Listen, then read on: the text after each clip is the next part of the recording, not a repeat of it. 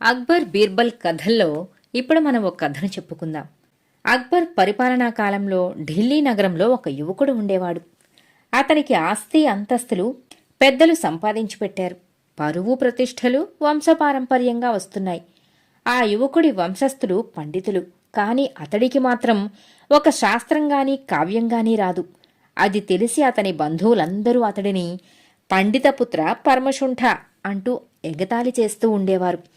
వాళ్ల మాటలకి ఆ యువకుడికి కొన్నాళ్ళకి బాగా రోషం వచ్చి నగరమంతా గాలించి ఒక మంచి పండితుడిని పట్టుకుని అతడి దగ్గర శిష్యుడిగా చేరాడు. ఎన్నాళ్ళు ఆ పండితుడి దగ్గర శిష్యరికం చేసినా ఏకాగ్రత మాత్రం కుదరలేదు ఆ యువకుడికి. అక్షరం ముక్క కూడా వంట పట్టలేదు. ఆ పండితుడికి ఆ యువకుడి వాలకానికి విసుగొచ్చి, ఈ జన్మలో నీకు విద్య అబ్బదు, నువ్వు పండితుడివి కావటం కల్లా అంటూ మొహం మీదే చెప్పేశాడు. తనకి చదువు నేర్పటం ఆ పండితుడికే రాలేదని భావించి మళ్లీ నగరమంతా గాలించి ఇంకో పండితుడి దగ్గరకు శిష్యుడిగా చేరాడు ఆ యువకుడు. ఆ పండితుడు కూడా కొన్నాళ్లు చూసి, నీకు చిత్తశుద్ధిగాని ఏకాగ్రతగాని లేవు, నీకు ఏమాత్రం విద్య రాదు అంటూ చెప్పేశాడు. అలా ఎంతమంది పండితులను మార్చినా ఆ యువకుడికి మాత్రం విద్య అబ్బలేదు. తను గొప్ప పండితుడయ్యి అందరి చేత పండిట్జీ అని పిలిపించుకుంటానని బంధువులందరి ముందు ప్రతిజ్ఞ చేసి ఉన్నాడు ఆ యువకుడు. ఏ గురువు దగ్గరకు వెళ్ళినా తనకు మాత్రం విద్య అబ్బదు అని చెప్పడంతో ఆ యువకుడికి ఏం చెయ్యాలో అర్థం కాక దిగులు పడుతున్నాడు. ఆ దిగులుతోనే మనిషి చిక్కి సగమయ్యాడు. ఒకరోజు అతని మిత్రుడు స్నేహితుణ్ణి చూడటానికి వచ్చి అతని పరిస్థితిని అంతా విని, నువ్వు ఒక పని చెయ్యు. అక్బర్ కొలువులో బీర్బల్ అనే ఒక మేధావి ఉన్నాడు కదా, ఆయన ఇల్లు రాచవీధిలో ఉంది. నువ్వు ఆయన దగ్గరకు వెళ్ళి నీ పరిస్థితిని అంతా చెప్పి నీ కోరికను తీర్చమను, తప్పకుండా తీరే మార్గం చెబుతాడాయన అంటూ మిత్రుడికి సలహా చెప్పాడు. మిత్రుడు చెప్పిన సలహా నచ్చి వెంటనే బీర్బల్ ఇంటికి చేరుకున్నాడు ఆ యువకుడు. బీర్బల్ ఇంటికి ఆ యువకుడు చేరుకునేసరికి బీర్బల్ ఏదో ఒక గ్రంథాన్ని ముందు పెట్టుకుని చదువుతున్నాడు. ఆ యువకుడు బీర్బల్కు నమస్కరించి తాను వచ్చిన సంగతిని మొత్తం వివరించి ఎలాగైనా తనకు విద్యను నేర్పించి పండిట్జీని చెయ్యమన్నాడు. విద్య నేర్పేవాడిని గురువు అంటారు.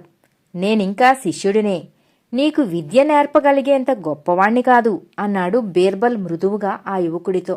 అయ్యా, తమరి గురించి నా మిత్రుడు గొప్పగా చెప్పాడు. దయచేసి నాకు సూక్ష్మంగానైనా విద్యను నేర్పి త్వరగా పండితుణ్ణి చెయ్యండి అంటూ చేతులెత్తి ప్రార్థించాడు. పండితుడు కావాలంటే విద్వత్తు ఉండాలి. సూక్ష్మంలో చెప్పేది కూటికోసం ఉపయోగపడే విద్య. నీకు తరగని ఆస్తి ఉంది, కూటికోసం విద్య నేర్వక్కర్లేదు. విద్య నేర్చినవాడు పండితుడు కాలేడు. అందుకని చిత్తశుద్ధిగా కష్టపడి మంచి గురువు దగ్గర శిష్యుడిగా చేరి విద్వత్తు సంపాదించుకో అంటూ బీర్బల్ ఆ యువకుడికి నచ్చచెప్పే ప్రయత్నాన్ని చేశాడు. కాని ఆ యువకుడికి బీర్బల్ మాటలు ఏమాత్రం రుచించలేదు. అయ్యా, మీరు చెప్పినట్టుగానే నేనెంతో ప్రయత్నం చేశాను. ఏ గురువు వద్దకు వెళ్ళినా నాకు విద్య నేర్పటం చేత కాదని చేతులెత్తేశారు అందరూ. నాకు కూడా ఎక్కువ కాలం శిష్యరికం చేసి విద్వత్తు సంపాదించి పండితుడిని కావటం అసాధ్యమనిపిస్తోంది. అందుకే మీరే నాకు ఏదైనా దారి చూపించండి అన్నాడు. నా ఆత్మసాక్షికి వ్యతిరేకంగా నేనే పని చెయ్యను. ఇక నువ్వు వెళ్ళవచ్చు అంటూ ఆ యువకుడి మొహం మీదనే నిర్మొహమాటంగా చెప్పాడు బీర్బల్. అయ్యా, పండిట్జీ అని నలుగురి చేత పిలిపించుకొని నా జన్మ వృధా.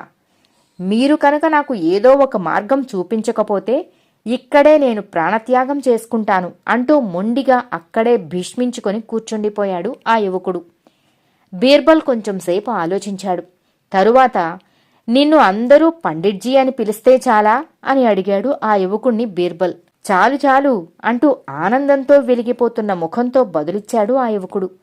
సరే అయితే, కొంచెంసేపు ఇక్కడే కూర్చో అంటూ బయటకు కదిలాడు బీర్బల్. కొద్దిసేపటి తర్వాత తిరిగి లోపలకు వచ్చి, ఇప్పటికి నువ్వు ఇంటికి వెళ్ళి 2 రోజుల తర్వాత ఆగిరా, అప్పుడు నీకు సూక్ష్మంగా పండితుడయ్యే మార్గాన్ని చెబుతాను అన్నాడు బీర్బల్. మీ సహాయానికి కృతజ్ఞుడిని, మీకు మంచి గురుదక్షిణ చెల్లించుకుంటాను అంటూ బీర్బల్కి నమస్కరించి బయటకు నడిచాడు ఆ యువకుడు. అతడు వీధిలోకి వచ్చి 2 అడుగులు వేశాడో లేదో ఓ మధ్యవయస్కుడు గబగబా ఎదురొస్తూ, పండిట్జీ, బీర్బల్ మహాశయుడు ఇంట్లో ఉన్నాడా అని అడిగి సమాధానం కోసం కూడా ఎదురు చూడకుండా బీర్బల్ ఇంట్లోకి వెళ్ళిపోయాడు ఆ వ్యక్తి. మరో 4 అడుగులు వేసేసరికి కొంతమంది పిల్లలు గుంపుగా వచ్చి, పండిట్జీ పండిట్జీ, మాకు పప్పులు బెల్లం కొనిపెట్టరా అంటూ గోలగా అరుస్తూ ఆ యువకుణ్ణి చుట్టుముట్టారు. ఈ గోల చూసిన చుట్టుపక్కల పౌరులందరూ అతడు బీర్బల్ ఇంట్లోంచి రావటంతో అతడు నిజంగానే పండితుడై ఉంటాడని భావించి, పండిట్జీ, మీ పేరేంటి? మీదేవూరు? మీరు ఏమన్నా కావ్యాలు రాశారా అంటూ ఆ యువకుడిని ఊపిరి తీసుకోకుండా ప్రశ్నించసాగారు అక్కడంతా. ఎవ్వరికీ సమాధానం చెప్పకుండా ఆనందంతో ఉక్కిరిబిక్కిరి అయిపోయి ఇంటికి వెళ్ళిపోయాడు ఆ యువకుడు. 2 రోజుల తర్వాత అతను విలువైన కానుకలను తెచ్చి బీర్బల్కు గురుదక్షిణగా సమర్పించుకున్నాడు. ఆ తరువాత కాలంలో ఆ యువకుడిని అసలు పేరుతో ఎవ్వరూ పిలిచేవారు కారు. అతని అసలు పేరు మరుగున పడిపోయి పండిట్జీ అన్న పేరు మాత్రం స్థిరపడిపోయింది. ఆ పేరుతో ఎవ్వరు పిలిచినా ఆ యువకుడు మహదానందం పొందేవాడు. బీర్బల్ పిలిస్తే మాత్రం తనని దెప్పి పొడుస్తున్నట్లు ఉడుక్కునేవాడు ఆ యువకుడు. ఇలా బీర్బల్ తన తెలివితేటలతో ఆ యువకుడి చిరకాల కోరికను తీర్చి ఆ యువకుని ఆనందానికి కారకుడయ్యాడు. కథ సమాప్తం.